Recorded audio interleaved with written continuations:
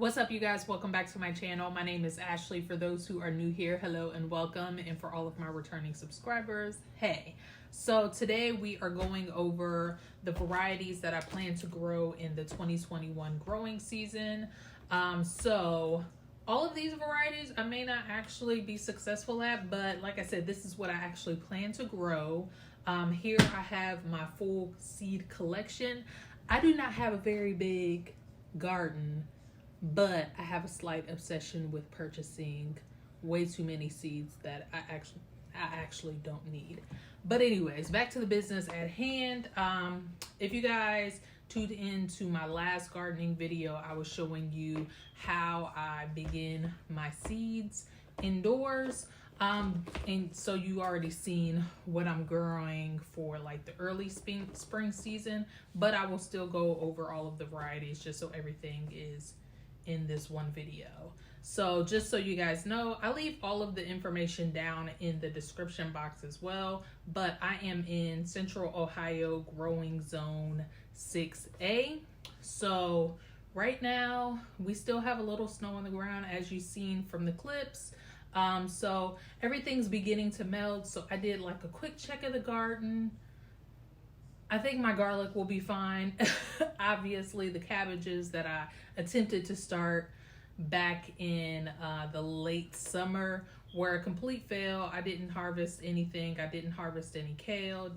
But that's not why we're here today. So we are here to check out the varieties that I am growing for 2021. So let's start off with just whatever I have in front of me. I have everything contained in these are like photo boxes that you can purchase from Michael's.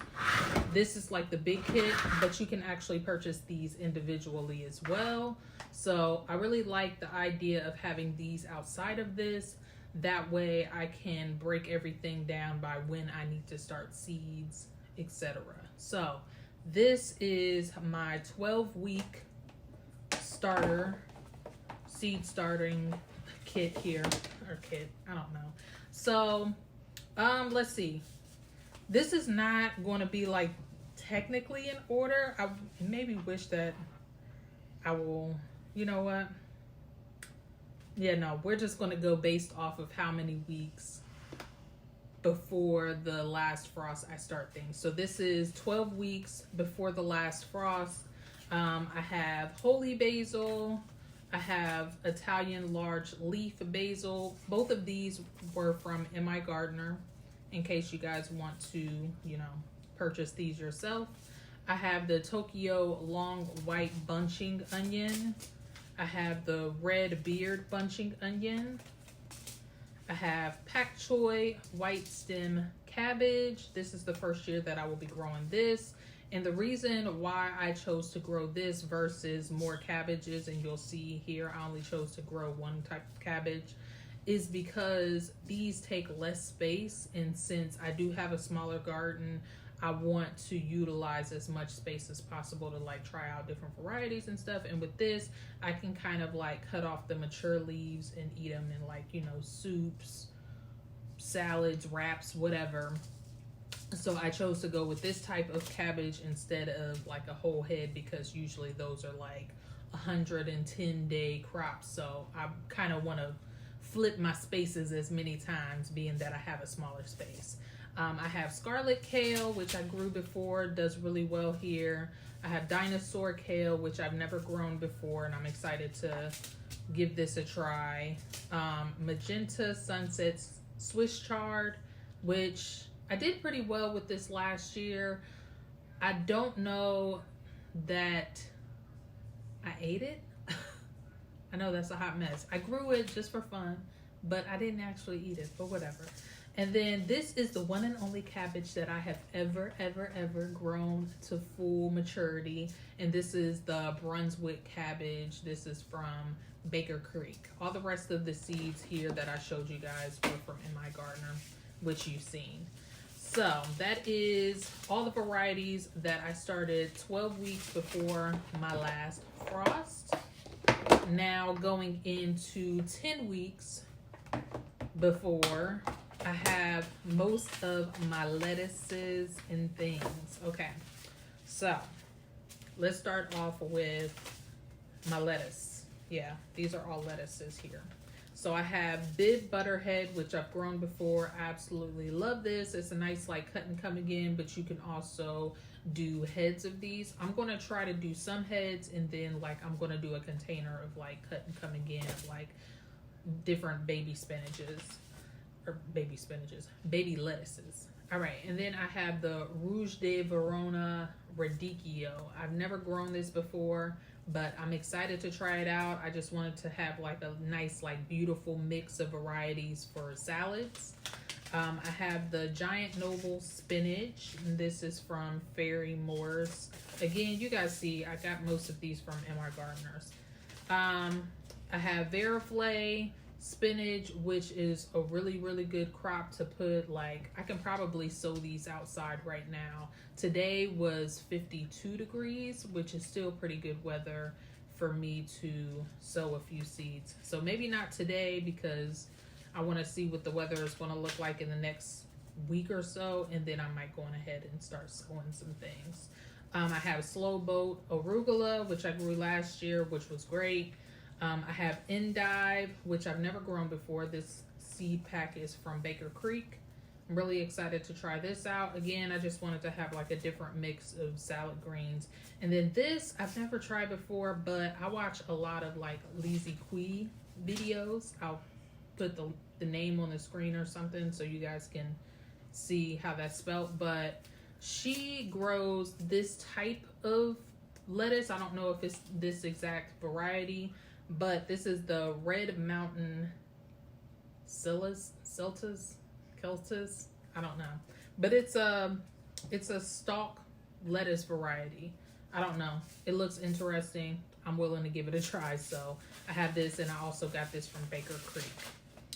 All right, and then we have eggplant. I'm doing the Listada de Gandia, and I got this from Botanical Interest. It just looks like, you know, your pretty typical eggplant. I didn't do very well with eggplant last year, and I started those seeds myself, but the previous year I did really well, and I actually purchased the starter, or the seedling, I guess, and it did really well, and I enjoyed it, but it wasn't the same variety. And then now for my peppers, which I will be starting this week.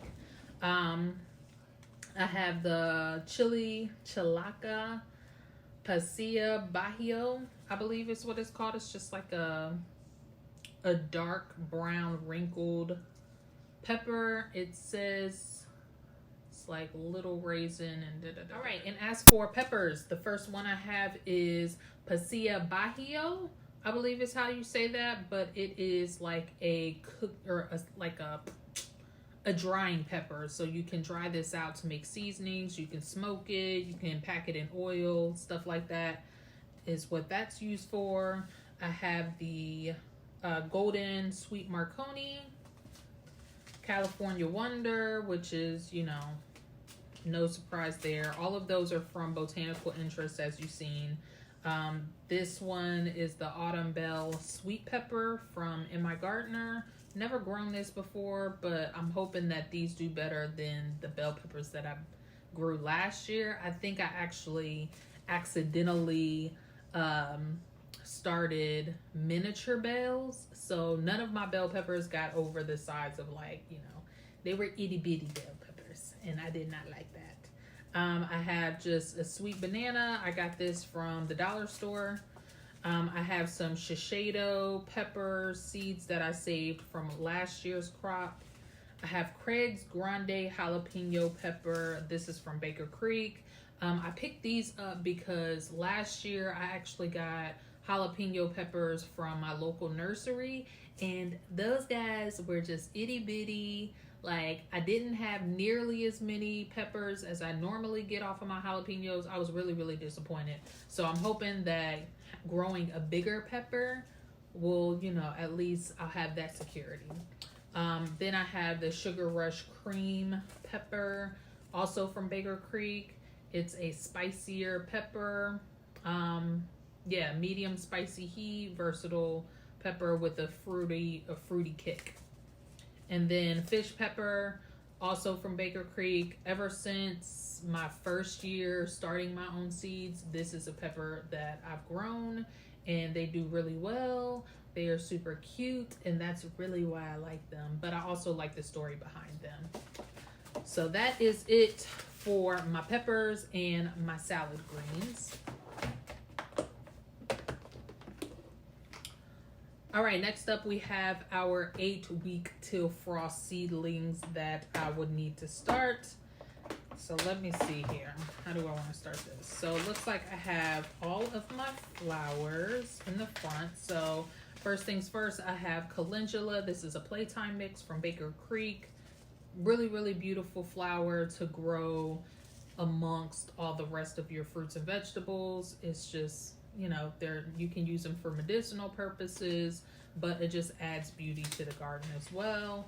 I have some nasturtiums. This is the cherry rose jewel, and I got this from Botanical Interest. Haven't grown this before, but I do grow nasturtiums every year, really just to add beauty to the garden. And then borage, you guys, pollinators love this stuff. This guy, I don't know why it's in here because I actually direct sow these, so I need to switch places that this will be going in. But all the bees will come to the yard. All the boys will be in your yard because this just brings the pollinators. So I highly recommend growing borage. It is something that you can eat. The flowers are edible, but I only grow it for the purpose of bringing the pollinators to the yard. So there goes that. All right, and we have our herbs. So let's pull all of these out. Yeah.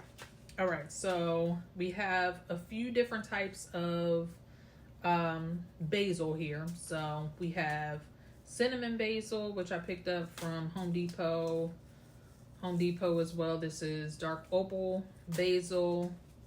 And then I got this from Bakercreek. This is the Mamalo basil. This is like the really large leaf basil. I think this was new for this season. Then I have some dill. I have some cilantro, parsley, fennel, and then chamomile. This specific chamomile is German chamomile. The flowers on these are a little bit larger, which is why I chose this variety. And that's from MIGardener. All right, and then the rest of these guys. So we have a couple of rando things. I don't think these are random, but I have the ground cherry, which I absolutely highly recommend growing this ever since Jess from Roots and Refuge Farm talked about these. I tried to hunt these babies down. I got seeds for them to start last year, but if you guys were around last year, y'all would know that my dog tipped over my temporary greenhouse that I can pop up and down. She knocked that whole thing over, and unfortunately these were one of the seedlings that did not last through that. But I have these, which I'm so excited to have again. And then I have purple tomatillos, which I've tried to start these before, but I didn't do so well. I think they were a little bit more difficult to begin, but yeah, purple tomatillo, you have to grow 2 of these. So we'll see how these go. I don't know that I even necessarily am sold on beginning those, but we'll see. Those are also from MIGardener. All right, so now as far as tomato varieties, so this is what everybody gets excited about, right? Right. So a couple of these are some that I've grown ever since I've started starting seeds myself again, but a few of these are new varieties for me. So starting off with my favorite is the yellow pear. I've had these seeds. I don't even know where they're from. Probably somebody's, Home Depot or something. But it is an heirloom tomato. I don't see a whole lot of people growing these, but I know that it's not extremely rare either. It's just one of my favorite. It's extremely prolific. What else can I say about it? It's super prolific. it's usually one of my first tomatoes to come to, you know, fully ripened so I can actually start harvesting. It's just one of my favorites. If you're not a great grower, these tomatoes will make you feel like you are a freaking professional. All right, so now let's talk about this guy is, all right, so next up we have Rutgers tomato. I failed at growing these a couple of times, but I believe last year I just had, you know, a situation with one of my beds where the soil just wasn't all of that. So that's what the issue was with that. It's not that I didn't have a successful start. They just didn't last well in the soil that I put them in. But I'm trying that again because these are just good tomatoes for like storing and things like that. And I got those seeds from the Dollar Tree. All right, and then next from MIGardener, I have Kellogg's Breakfast. Last year, this was my biggest tomato, almost at about 2 pounds. So yeah, really, really good tomato. This is the orange variety. I believe there's like different color varieties. Black Beauty tomato, which is another fave that I've grown every year since I started a garden. I have the Creole tomato. This is another one of those like really good canning like tomatoes, round, straight to the point. And then we have Dr. White Cheese, which is a variety that Jess also raves about, and like I have not had a chance to get my hands on these seeds, and I finally got some, so I'm really excited to see how they do in my zone. Then we have Cherokee Purple, which I've grown before, but I've never started myself. Just a, you know, really basic heirloom tomato. I feel like everybody has heard of it before. And then the Sweetheart Cherry, which is a new variety for Bakercreek this year. I wanted to have one other cherry outside of the yellow cherry tomatoes, just a basic red, and these I believe are a little bit bigger, so I'm excited to try these guys out. And that is all for my tomatoes. All right, so next up we have our 4 to 6 week. Actually, some of these I can actually get away with direct sowing, so depending on how the weather fares, I may end up putting these directly in the ground, but if not, I will start these at least 4 weeks ahead of the last frost, just so I have like somewhat of a head start. So first up with okra, we have the Hill Country Red. I grew these last year. They did really, really well here in 6A. Then here I have from Bakercreek, the Heavy Hitter Okra. This is a new variety that they brought for the 2021 season, and they look like they were loaded down with okra. So I had to go on ahead and grab these because, like I said, I have a smaller garden, so anything that claims to have high yields, I'm going to give it a go. As for squash, I have the Coco Zell squash, which is you know, a basic heirloom. I feel like a lot of people have seen this before, and I got this from Botanical Interests. I have the White Bush Scallop squash. This is from MIGardener. I have the Straight Neck squash from MIGardener as well. And then as for cucumbers, yeah, the rest of these are cucumbers. I have the lemon cucumber, which is also from Botanical Interest. This one just looks really cute, and that's really why I'm growing it. And it says it has like a slight zing and, you know, kind of like a lemon. So we'll see. And then the Silver Slicer from Fruition Seeds. This is one that just from Roots and Refuge Farm. I reference her a lot because I watch pretty much all of her videos, and she is my like gardening inspiration. So like a lot of these varieties you probably have seen on her channel if you also watch her channel. But if you don't watch her channel, you should do that. But anyways, yeah, she highly recommended the Silver Slicers. These did really well for her all season long, and I did have some issue with my cucumbers like being zapped out really early in the season, actually last year. And I don't know if that was due to like a pest issue or what, but I did not appreciate it because I wanted a lot more cucumbers. So I'm hoping that, you know, one of these varieties will last a lot longer. Then from MIGardener, I have the Ashley cucumber. This was the first cucumber I ever started from seed, obviously because it's Ashley and I'm Ashley. But it did really well. Like, it was one of the first things to start growing and one of the last things to continue to grow in my garden that year. So I am going to grow this again. And then lastly, I have the sour or Mexican sour gherkin or cucamelon, as a lot of people call them. And this is from Bakercreek.